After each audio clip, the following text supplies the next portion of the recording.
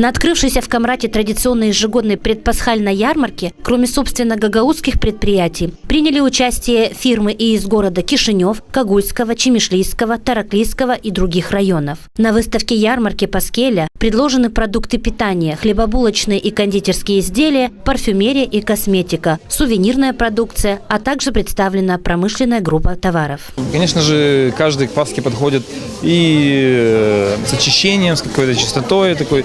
И мы тоже подготовились к этому делу и надеюсь, что с помощью наших продуктов люди, граждане, живущие в городе Камрат и в Гагаузии вообще, смогут порадовать себя, почувствовать себя моложе, красивее, весной. Второй год участвуем, ну, интересно. Мне очень рада участвовать в этой выставке, это делается ежегодно, мы уже тоже второй раз участвуем в этой выставке. И нам приятно встречать своих уже знакомых, уже наших клиентов и приносить им радость в дом. Посетители ярмарки с интересом разглядывают товары и переходят от одного прилавка к другому, приобретают понравившиеся. Своими впечатлениями о выставочной ярмарке камрачане поделились так. И я скажу, что действительно, что вот эта выставка только в пользу для, особенно нашим женщинам, потому что это большой труд, чтобы готовить казанаки, вот эти все Пасхи. Что может мне нравится, вы знаете, колбасные изделия, мясные.